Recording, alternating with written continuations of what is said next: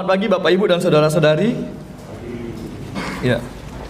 Mari kita membuka Alkitab kita pada pagi hari ini dari Mazmur pasal 30.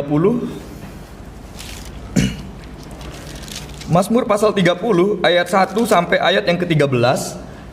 Kita akan membaca terlebih dahulu firman Tuhan ini Bapak Ibu dan Saudara-saudari. Saya akan membacakan ayat yang pertama. Bapak Ibu dan Saudara-saudari akan membacakan ayat yang kedua. Begitu selanjutnya dan pada ayat yang ke-13 kita akan membacakannya secara bersama-sama. Namun sebelumnya saya membaca perikopnya terlebih dahulu.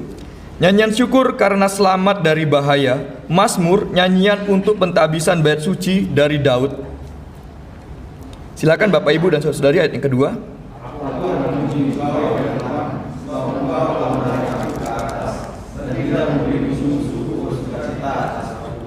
Tuhan Allahku, kepadamu aku berteriak minta tolong, dan Engkau telah menyembuhkan aku.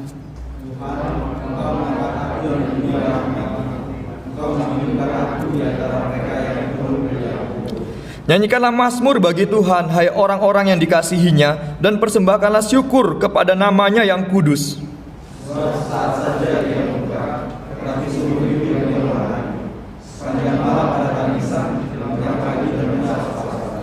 Dalam kesenanganku aku berkata, aku takkan goyah untuk selama-lamanya.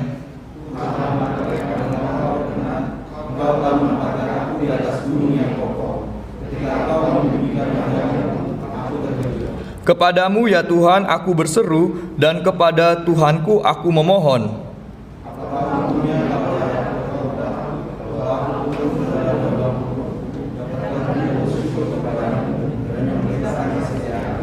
Dengarlah Tuhan dan kasihanilah aku, Tuhan jadilah penolongku.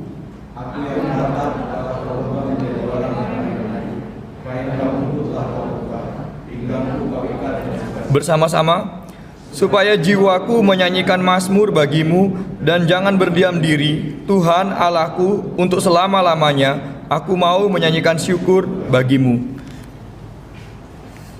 Pada pagi hari ini kita merenungkan satu tema, yaitu dengan tema Kau ubah ratapanku menjadi tari-tarian.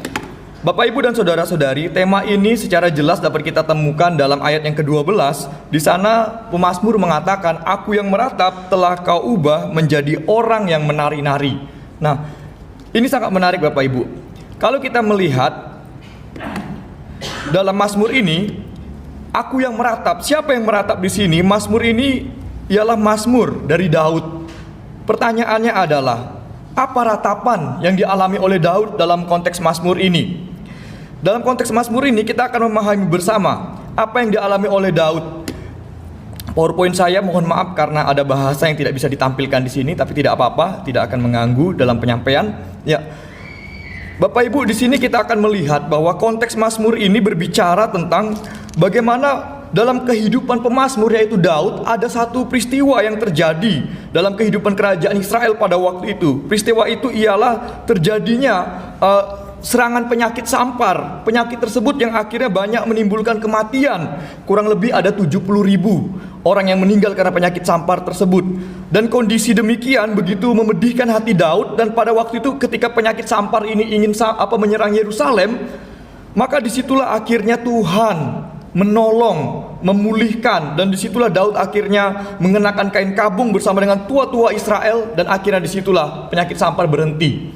Nah, kita akan melihat bersama di dalam konteks kehidupan Daud ada banyak kalau kita bisa mengamati dalam realita kehidupannya tentang duka cita, ratapan-ratapan yang dialami Daud. Salah satunya kita bisa melihat dalam peristiwa pada waktu Saul dan juga Yonatan sebagai sahabat Daud. Pada waktu itu mereka akhirnya mati dalam peperangan, dan Saul dikatakan bunuh diri. Kondisi demikian begitu memilukan hati Daud. Dia meratap. Nah Bapak Ibu, kalau kita melihat kondisi seperti ini sangat unik ya. Bagaimana Daud menyadari bahwa Saul adalah orang yang pernah membenci dia, bahkan ingin membunuh dia. Tetapi ketika terjadi kematian daripada Saul dan juga Yonatan, Daud pun justru berduka cita. Nah, kondisi demikian pernahkah kita alami?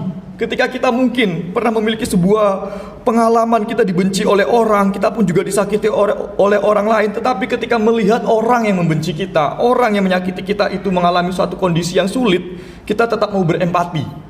Nah, ini adalah hal-hal yang memang unik yang terjadi dalam kehidupan Daud. Nah, selanjutnya lagi Bapak Ibu, kalau berbicara tentang meratap, dalam pengalaman hidup Daud kita bisa melihat pada waktu Daud menanti kelahiran anak pertamanya dari istrinya Batsheba.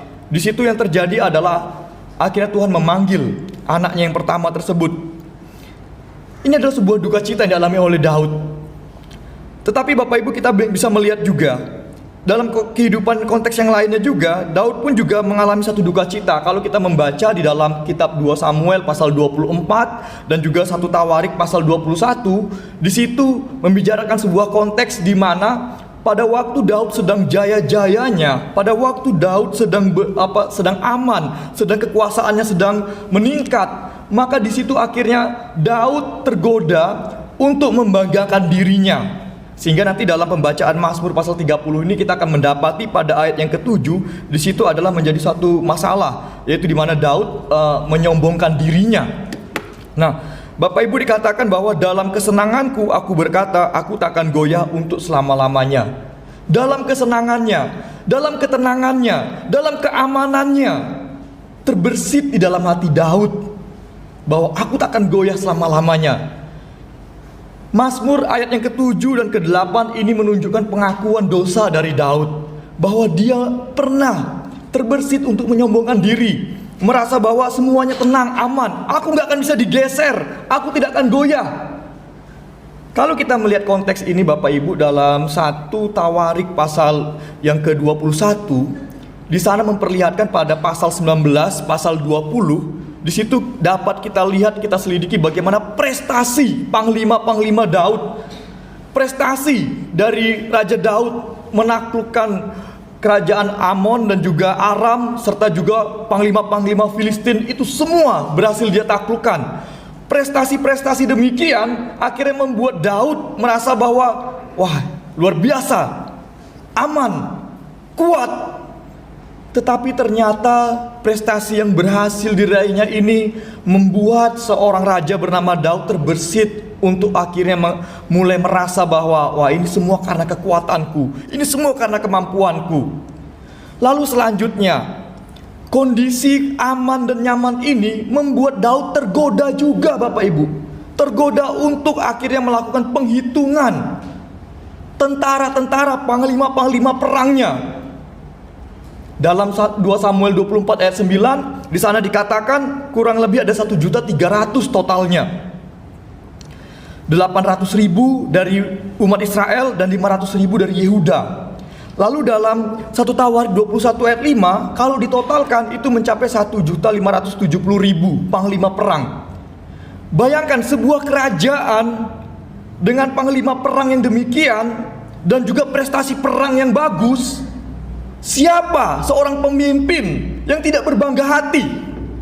Dan juga dalam kehidupan kita Bapak Ibu, siapa di antara kita yang tidak terbersit untuk berbangga hati jika kita mendapat prestasi-prestasi yang demikian? Kita berhasil bersaing, menyingkirkan saingan-saingan kita, dan kita maju paling atas. Lalu kita pun juga berhasil memiliki banyak pengikut, banyak orang yang bisa kita rekrut untuk mendukung kita. Pasti dalam kehidupan kita secara manusia terbersit sebuah keinginan untuk mengatakan sama seperti Daud, aku tak akan goyah selama-lamanya. Di dalam keamananku, dalam ketenanganku, dalam kekuatanku, kita pasti akan terbersit mengatakan, gak ada yang bisa menggoyahkan saya. Tidak perlu Tuhan.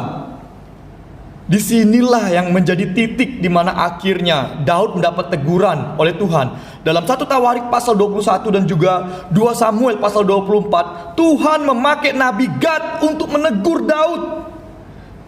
Nabi Gad akhirnya berkata kepada Daud, menyampaikan firman Tuhan, karena kesombongan yang timbul dalam hati Daud, karena dia menghitung pasukan, merasa bahwa dia cukup aman dengan pasukan, sudah mulai merasa bahwa tidak perlu Tuhan, sudah mulai terbersit untuk sombong di hadapan Tuhan. Maka Nabi Gad akhirnya menyampaikan firman Tuhan. Tuhan akan menghajar kerajaan Israel dengan 3 pilihan yang diberikan Bapak Ibu. Yang pertama, Daud dihadapkan apakah ingin terjadi kelaparan di Israel selama 3 tahun. Lalu yang kedua, apakah ingin selama 3 bulan Daud harus mengalami pelarian, dikejar-kejar musuh, sambil berlari dari musuh, tetapi pedang musuh akan siap untuk menikamnya. Lalu yang ketiga, pilihan yang ketiga, penyakit sampar selama 3 hari terjadi di Israel. Di antara ketiga pilihan ini, akhirnya mau tidak mau, Daud akhirnya berkata, sungguh berat bagi dia, berat hatiku. Akhirnya dia mengatakan, lebih baik aku jatuh ke tangan Tuhan, karena aku tahu kasihnya begitu besar, daripada aku harus jatuh ke tangan manusia. Ketika Daud menjawab demikian, maka akhirnya diputuskan oleh Tuhan, penyakit sampar menyerang kerajaan Israel selama 3 hari. Dalam 3 hari, penyakit sampar ini telah membunuh 70.000 umat Israel. Ini adalah suatu kondisi di mana banyak orang yang meninggal karena penyakit sampar di Israel. Lalu ketika penyakit sampar tersebut begitu dahsyat dan akan menyerang ke Yerusalem, disitulah Daud akhirnya bersama tua-tua. Mereka mengenakan kain kabung, dan akhirnya Daud pun mengaku dosa di hadapan Tuhan dengan berkata, Tuhan, mereka adalah domba-dombamu. Jangan engkau menghukum mereka, tapi biar aku dan kaum keluargaku yang tertimpa. Tetapi Tuhan akhirnya menunjukkan belas kasihan, sehingga kita bisa mengerti. Dalam ayat yang ke-5 dan ayat yang ke-6 dikatakan bahwa sebab saat saja ia murka, pada ayat yang ke-6, tetapi seumur hidup ia murah hati. Inilah yang Daud menjadi sebuah konsep dalam pemikiran Daud, Bapak Ibu. Dia tahu meskipun Tuhan menghajar dia, tapi bagi Daud lebih baik aku dihajar oleh tangan Tuhan, karena aku tahu tangan Tuhan itu penuh kasih. Nah Bapak Ibu, Daud mau mengakui kesalahannya. Daud mau mengakui bahwa dia pernah ingin tidak mengandalkan Tuhan. Dan pada saat ini kita pun juga mengalami kondisi yang sama, Bapak Ibu. Kita juga sedang diserang oleh wabah pandemi COVID-19. Bahkan dalam wabah pandemi COVID-19 ini ada banyak yang juga menjadi korban. Dan kondisi ini menciptakan ada banyak kondisi ratapan, duka cita bagi banyak orang yang keluarganya menjadi korban. Tetapi belajar dari pengalaman yang terjadi pada Daud ini, Bapak Ibu, di sini akhirnya Daud memiliki sebuah pemahaman bahwa Tuhan akhirnya melepaskan dia dari kondisi sulit ini. Kalau kita melihat Bapak Ibu pada ayat yang ke-12 dikatakan bahwa bagaimana Daud bisa lepas dari ratapannya. Ayat yang ke-12 mengatakan, aku yang meratap telah kau ubah menjadi orang yang menari-nari. Kata aku yang meratap telah kau ubah. Ungkapan telah kau ubah menunjukkan bahwa yang mengubah kondisi Daud yang meratap pada waktu itu adalah Tuhan sendiri. Dan ketika Tuhan merubah tersebut, pekerjaan yang dilakukan Tuhan itu sempurna. Nah Bapak Ibu, kalau kita merenung kembali dalam pengalaman hidup Daud, kadang-kadang dalam kehidupan kita manusia, Bapak Ibu, kalau kita mengalami sebuah ratapan, entahkah itu mungkin karena sebuah kehilangan, ratapan entah mungkin itu karena sebuah kerugian, maka idealnya secara natur manusia, kita berharap apa yang hilang akan diganti dengan yang sama, Bapak Ibu. Contoh, kalau kita kehilangan uang, pasti kita berharap akan diganti dengan uang, bahkan dengan jumlah yang sama. Itu harapan kita secara manusia. Kalau kita kehilangan handphone dengan merek apa, kita pun berharap akan diganti dengan handphone yang sama, dengan merek yang sama. Itu natur kita sebagai manusia. Tetapi kalau kita belajar dari pengalaman Daud, Bapak Ibu, ada hal-hal yang tertentu yang justru dalam pengalamannya ketika dia mengalami sebuah ratapan itu tidak diganti dengan hal yang sama. Ada memang yang diganti dengan hal yang sama, tetapi ada juga tidak diganti dengan hal yang sama. Sebagai contoh, ketika dia meratap kehilangan sahabatnya Yonatan dan kematian Raja Saul, apakah Tuhan menggantikan dengan hal yang sama, yaitu akhirnya menghidupkan kembali Saul dan Yonatan? Tidak. Tetapi ada penghiburan lain yang dialami oleh Daud. Kalau kita melihat kisah tersebut, maka disitulah Daud akhirnya dinaikkan menjadi raja. Itu penghiburan buat dia juga. Kalau kita juga melihat pada waktu dia menantikan anak kelahiran anak yang pertama dari istrinya Betsheba, anak tersebut dipanggil Tuhan. Lalu Daud meratap pada waktu menantikan kesembuhan anak tersebut. Tetapi setelah anak tersebut meninggal, Daud akhirnya tidak meratap kembali. Tetapi apa yang memampukan Daud untuk tidak meratap kembali? Apakah karena Tuhan menggantikan anak tersebut? Sebelum Salomo lahir, Daud sudah berhasil untuk mengatasi ratapannya. Bagaimana caranya? Kalau kita membaca kisah tersebut Bapak Ibu, di situ karena Daud punya konsep pemikiran tentang Tuhan yang baik. Dia berpikir bahwa bukan anak itu yang akan hidup kembali, tetapi akulah yang akan menyusul anak itu. Konsep berpikir demikian akhirnya memampukan Daud untuk melewati ratapannya pada waktu itu sebelum Salomo akhirnya lahir. Dan memang Tuhan akhirnya dalam realita pengalaman itu menggantikan Daud dengan anaknya yang meninggal pertama itu dengan Salomo. Nah, Bapak Ibu, ini adalah sebuah pengalaman yang juga terjadi dalam kehidupan ratapan Daud. Lalu secara khusus kasus meninggalnya 70.000 umat Israel karena wabah sampar. Bagaimana Tuhan menghibur Daud? Apakah Tuhan menghidupkan kembali 70.000 orang yang meninggal tersebut? Tidak Bapak Ibu. Tetapi ada cara Tuhan yang lain yang menghiburkan Daud. Nah, disinilah kita bisa melihat Bapak Ibu bahwa sumber penghiburan itu ternyata tidak serta-merta dari benda-benda sesuatu yang kita harapkan akan kembali lagi Bapak Ibu. Kami dalam pengalaman keluarga memiliki pengalaman duka cita yang besar juga di tahun 2019. Istri saya juga hadir di sini 2 kali. Istri saya mengalami keguguran dalam usia kandungan yang cukup tinggi juga. Yang pertama bulan Februari itu usia kandungan 6 mau masuk ke 7. Lalu bulan Novembernya mengalami keguguran lagi dalam usia kandungan 7 mau masuk ke 8. Tapi fakta yang bisa diamati adalah kenapa sampai saat ini saya dan istri saya serta keluarga masih bisa kuat berdiri? Maka disinilah kita melihat bahwa ternyata cara Tuhan menghibur dalam kondisi ratapan tersebut tidak serta-merta harus mengganti dengan hal yang sama Bapak Ibu. Mungkin idealnya secara manusia kita mungkin berpikir yang hilang ini adalah seorang anak, harusnya diganti dengan anak juga dong. Itu idealnya dan kita pasti senang kalau semuanya seperti itu. Tapi tidak demikian. Penghiburan demi penghiburan saya lihat Tuhan kerjakan, tapi memang dengan hal yang berbeda. Februari istri saya berduka cita, tapi April dihibur kembali oleh Tuhan. Dia berhasil menyelesaikan tesisnya dan akhirnya wisuda S2. Lalu November pun kembali berduka lagi. Dalam situasi saya pun tidak di tempat, sedang studi, jauh dari istri. Tetapi pada saat ini masih bisa terhibur, masih ada yang menghibur dan menguatkan. Nah Bapak Ibu, ketika kita berpikir tentang ratapan berubah menjadi tarian, maka kita tidak serta-merta harus membuat sebuah konsep dalam kehidupan kita yang hilang mutlak digantikan dengan yang sama. Memang bisa dalam pengalaman hidup kita itu akan terjadi, tapi tidak serta-merta mesti demikian Bapak Ibu. Nah, kita melihat bahwa Tuhan bekerja dengan sempurna dalam kehidupan Daud untuk mengatasi ratapannya. Lalu kita melihat bahwa Daud memahami kasih Tuhan Bapak Ibu, seperti yang saya sudah katakan sebelumnya. Pada Mazmur 30 ayat 6 itu adalah menjadi suatu kunci di mana Daud sudah memahami sebuah pemikiran dalam 2 Samuel 24 ayat 14 dan 1 Tawarik 21 ayat 13. Di situ dengan jelas bagaimana konsep pemikiran Daud tentang Tuhan dan kasih Tuhan. Dia mengeluarkan statement yang mengatakan bahwa biarlah kiranya aku jatuh ke tangan Tuhan sebab sangat besar kasih sayangnya, tetapi janganlah aku jatuh ke tangan manusia. Nah, Daud tahu bahwa Tuhan itu punya kasih. Tuhan mengasihi dia, sekalipun Tuhan menghajar dia, pasti Tuhan akan menunjukkan kasihnya. Nah Bapak Ibu, disinilah akhirnya konsep ini menjadi satu kunci untuk Daud akhirnya bisa mengalami satu sukacita, satu pemulihan.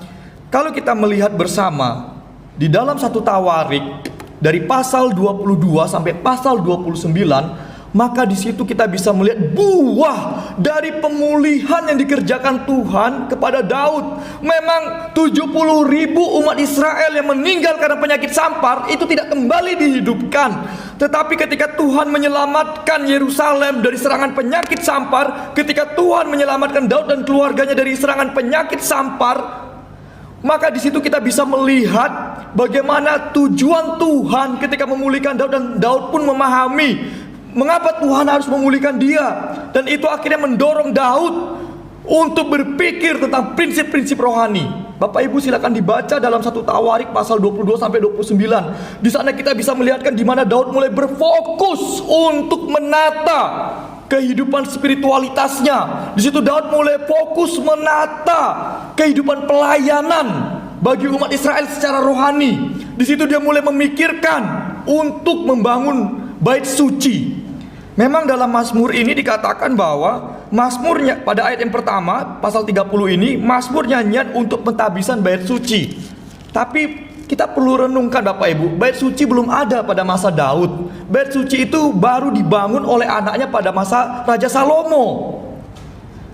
Karena itu perlu istilah bait suci di sini bukan menunjukkan bait suci yang kita pahami yang dibangun oleh Salomo, tapi bait suci di sini sebenarnya dalam kata aslinya mengatakan bahwa rumah Habayit le Daud, rumah Daud.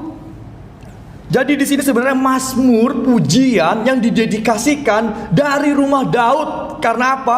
Tuhan telah menyelamatkan Yerusalem dari serangan sampar pada waktu itu. Nah, Bapak Ibu, ketika Tuhan sudah memulihkan Daud, menyelamatkan keluarganya, menyelamatkan Yerusalem dari serangan sampar, apa yang terjadi dengan kehidupan Daud? Dia mulai memikirkan prinsip-prinsip rohani, memikirkan bagaimana membangun bait suci, meskipun akhirnya Tuhan mengatakan melalui nabinya untuk akhirnya Daud tidak bisa membangun. Karena apa? Sudah banyak darah yang ditumpahkan oleh Daud. Nanti bait suci akan dibangun oleh anaknya Salomo. Tetapi meskipun Daud mendapat firman seperti ini, dia tidak putus asa untuk memiliki sebuah motivasi, memiliki sebuah semangat untuk terus mau mewujudkan yang namanya bait suci. Kalau kita melihat kisah tersebut dari 1 Tawarik pasal 22 sampai 29, Daud berjuang keras meskipun bukan dia yang membangun. Berjuang keras menyiapkan bahan-bahan untuk pembangunan bait suci. Berjuang keras membangun relasi-relasi supaya nanti menolong anaknya Salomo membangun bait suci. Sampai akhir matinya memang bait suci belum dibangun. Nah, disinilah menunjukkan Bapak Ibu, ketika kita sudah mengalami pemulihan daripada Tuhan, adakah sebuah kegerakan dalam kehidupan kita? Kegerakan untuk memikirkan hal-hal yang spiritualitas, kegerakan untuk membangun sebuah kerohanian kita yang begitu baik, kegerakan untuk membangun kerohanian sesama, mengajak sesama untuk akhirnya memikirkan sebuah pelayanan. Seperti yang dialami Daud, Daud pun juga melakukan demikian. Meskipun bait suci itu tidak didirikan pada masa dia, tetapi Daud punya konsep. Aku ingin memikirkan kehidupan kerohanian umat Israel. Selama ini aku berpikir tentang strategi perang, tentang kekuasaan, tentang menaklukkan musuh, tentang menjadi panglima perang yang hebat, raja yang hebat, kuat.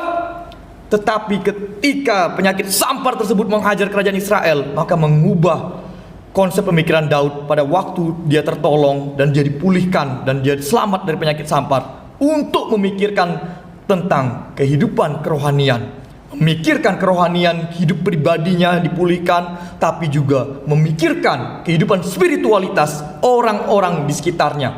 Nah, Bapak Ibu, inilah perenungan firman Tuhan kita pada saat ini. Meskipun pada saat ini kita menghadapi suatu kondisi sulit, kita mungkin sudah berusaha menerapkan sebuah banyak protokol-protokol kesehatan, tetapi satu kunci Bapak Ibu, Tuhanlah yang memelihara kita. Kita harus memiliki sebuah konsep tentang bahwa pemeliharaan Tuhan adalah kunci dari kehidupan kita pada saat ini. Ada banyak berita, ada banyak surat kabar yang memberitakan mungkin di antara saudara-saudara kita sudah terpapar COVID-19. Kami baru mendapat kabar ada satu staf yang sudah resign dari STTAB karena akan menikah pada akhir September ini. Kemarin baru kami dapat kabar bahwa calon suaminya yang akan menikah itu positif COVID. Akhirnya dibatalkan karena dia harus dikarantina di rumah sakit. Lalu ada juga kisah di Bengkulu ini, seorang dokter yang sangat ketat dalam menjaga kesehatan dan sangat disiplin, tapi akhirnya terpapar COVID-19. Tapi puji Tuhan, dokter ini sudah mulai pulih Bapak Ibu. Itu artinya apa Bapak Ibu? Kadang-kadang dalam kehidupan kita, seidealnya kita, harapan kita manusia, loh Tuhan, saya ini sudah tertib, saya ini sudah taat dengan semua protokol, kenapa Engkau izinkan aku kena? Ideal kita taat, kita tidak bakal kena apa-apa. Tapi kadang-kadang Bapak Ibu kita dapati fakta, ada yang sudah taat, betul-betul taat, tapi masih bisa kena. Karena itu di balik fakta-fakta ini, maka kita kembali lagi bahwa hanya karena Tuhan, hanya karena anugerah Tuhan, kita bisa terjaga. Amin Bapak Ibu. Mari kita berdoa. Tuhan, kami bersyukur untuk firman Tuhan pada pagi hari ini. Engkau mengingatkan kami, tak kalah dalam kehidupan kami, dalam kenyamanan kami, dalam keberhasilan kami, dalam keamanan kami terbersit untuk akhirnya menyombongkan diri di hadapan Tuhan, terbersit untuk mulai tidak mengandalkan Tuhan, terbersit untuk tidak lagi berdoa kepada Tuhan. Tetapi melalui pengalaman Raja Daud dalam Mazmur 30 ini, Tuhan kembali mengingatkan kami bahwa Tuhanlah yang menjadi sandaran kami yang utama. Tuhanlah yang menjadi fokus kehidupan kami. Tuhan Yesus, bekerjalah dalam kehidupan kami. Perbaharuilah kerohanian kami, sehingga kami hidup untuk memikirkan bagaimana kami terus membangun spiritualitas kami. Tetapi bukan hanya diri kami juga memikirkan bagaimana kami membangun kerohanian sesama sahabat persekutuan di gereja ini juga. Terima kasih Bapa di surga untuk firman-Mu. Dalam nama Tuhan